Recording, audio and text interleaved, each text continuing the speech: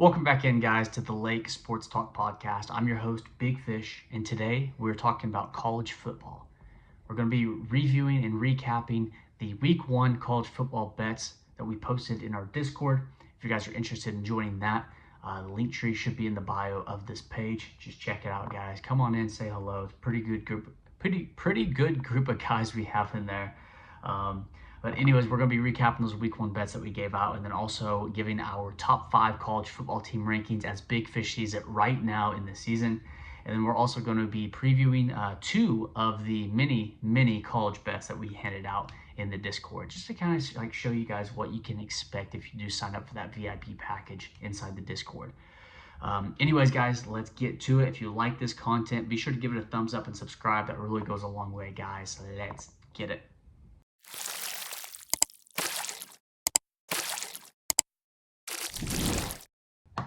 All right, guys, let's review the Week 1 plays that we passed out in the Discord. We went 8-3 in Week 1, technically 7-3, but I'll get into that in just a bit. And we profited $196 off of those bets. It was a really good start to Week 1. We made some mistakes, kind of got gritty by adding a late live money line bet on Boise State. We added that at halftime at plus money. That kind of came back to bite us when Boise State's quarterback just totally forgot how to play football.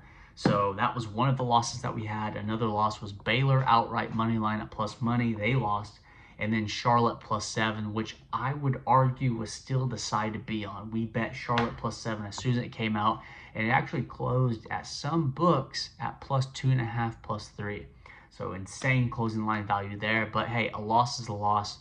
We still lost. Those are the 3 losses that we endured Week 1.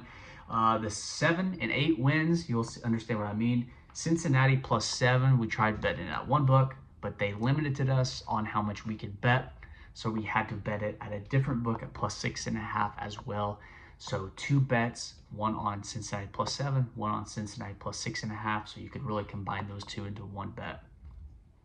LSU plus 3.5, Georgia Tech minus 4.5, Miami, Ohio plus 17.5, Hawaii outright money line at plus money, Kansas minus 12.5, and Iowa State plus the 3 all came home for us in cashed money, giving us a 8-3, 7-3 record, plus $196 in the Discord. Appreciate you guys for tagging along and telling that. Excuse me. But let's get into the top 5 rankings as Big Fish sees it right now. Everybody's putting Ohio State at number 1. I get it. I got LSU at number 1 on the Big Fish Power Rankings, and this is not overreacting to their win in Clemson. This is literally dissecting their offense, how Garrett Nussmeier looked against a top-rated defense, how that back end of LSU looked against Klubnik, who is like a Heisman favorite. He was like top 5 in the Heisman odds coming into this. People are talking about he might be a first-round pick in the NFL. I'm not going to get into that just yet. But I watched a few different YouTube videos dissecting what Nussmeier was seeing at the line and how he was reacting, and I really like that out of a college quarterback. He's a veteran. He's been in the system for a few years now. You got Brian Kelly as the head coach, who usually shits the bed in big games, but hey, he proved the doubters wrong in Week 1 against Clemson. But guys, I think the game changer for LSU is this defense, specifically their linebackers and their secondary. They were flying all around that field against Clemson. That transfer from Virginia Tech, I think, the back end, the safety for LSU Tigers, might be the steal transfer of the whole year if LSU is going to make a deep run into that CFB college football playoffs. Call me crazy, but LSU at number 1, and I think it's not their offense, it's their defense, because LSU's offense is always above average. They have killer wide receivers all the time, but their defense, I think, is going to end up being a top 5 defense in the league. Just bookmark it, and we'll reconvene in late December. So LSU number 1, and then I would put Ohio State at number 2 just as a sign of respect since they won the national title last year and knocked off Texas, although I don't think Texas is as good as people think. I think Ohio State's offense is really going to struggle late in the year once they go up against better Big Ten opponents and those college football playoff teams. So I got LSU at number 1, Ohio State at number 2. Number 3, I'm going to leave Penn State there. Really don't know too much about them. We haven't seen them play against like solid competition this year. So they'll probably stay put until, we get into October, November. We know that Drew Aller, we know Franklin, we know they're going to be solid on both lines. It's just a matter of if they can stack up to better competition. So I got LSU, Ohio State, Penn State, and then number 4, I cannot believe I'm going to say this because I am probably the biggest hater of this quarterback when he played for Georgia, Carson Beck. Miami Hurricanes at number 4. Beck, man, I'm actually coming around on you. I really didn't think you were that good at Georgia. I thought you were a product of your weapons and the system, but after watching you play Notre Dame, you made some big throws. You really stayed poised in the pocket. And hey, just tip of the cap to you, man. It's deserved. Miami at number 4. And then number 5, I'm going to stay put with Georgia, although I was really, really close with putting Clemson there at number 5 just because I think they went up against the number 1 team in the nation in LSU. So I didn't really want to penalize them that much, but I'm going to put Georgia there at number 5 just because I don't know much about them. I haven't seen them play. So I think Georgia and Penn State, it's going to be a month or so until we actually figure out how good these teams are.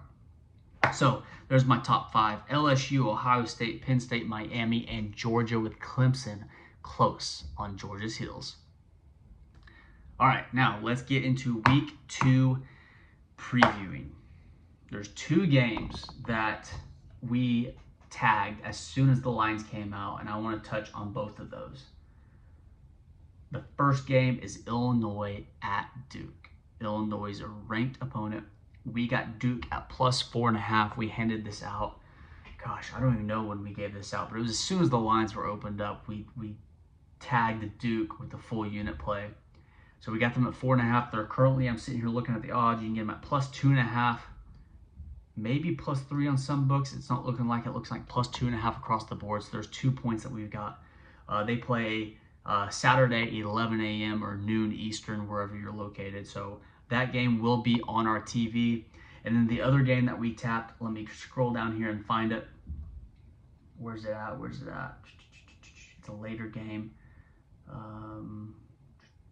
Kansas. We also grabbed Kansas at Missouri. Kansas plus 7.5, and that has actually moved a full point to plus 6.5. So not only did we get the plus 7, we also got the plus 7 and the hook. That was a huge key number. We actually like Kansas to really give Missouri a run for their money as far as like a money line play. So we actually like Duke and Kansas to potentially win outright in both of those games. And then we got 8 other college football plays that we handed out in the Discord, but I'm not going to give them all out here. Another one I want to touch on is the Kentucky Ole Miss game. We gave out Kentucky at plus 10. It looks like it's 9.5, 8.5 on some books. I think this is going to be a ground and pound game for the SEC here. People really think Ole Miss is going to blow them out because of how poor Kentucky played in week 1 against Toledo.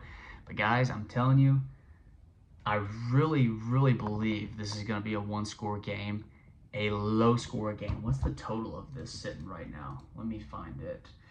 50.5. So it opened up at 53.5. It's been bet down to 50.5.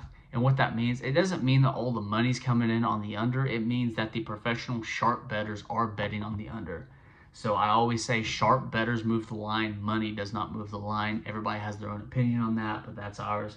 So they think it's going to be a low-scoring game. Give me the plus 10 points for the home puppy in the SEC. It's going to be a ground and pound game. That one will also be on the TV the same time Kansas plays Missouri. So both of those games are Saturday at 3:30 Eastern, 2:30 Central, depending on where you're at. So that's it, guys. That is what you can expect from Big Fish if you join our Discord. You can get our VIP plays. You can purchase them through the Discord. I think it's like $9.99 a month. Pretty cheap in there. Just come and hang out. You don't need to purchase the VIP package. You come and hang out in the Discord, guys. We got a solid group of pretty good guys that like to crack up and have fun in there. So come on in, chat up, hand out some of your plays in there. We'll talk shop. If you have any questions at all, I'm an open book, guys. So I appreciate you for clicking on this video and watching, guys. Again, if you like this content, give us a thumbs up, subscribe, and also share this with your buddies. Drop down below what side you're on in the Ole Miss Kentucky game. the Kansas-Missouri game, and the Duke-Illinois game. Super excited and interested to hear where you guys are at. So good luck this weekend betting college football, guys, and we'll be back next week, y'all. Let's get it, baby.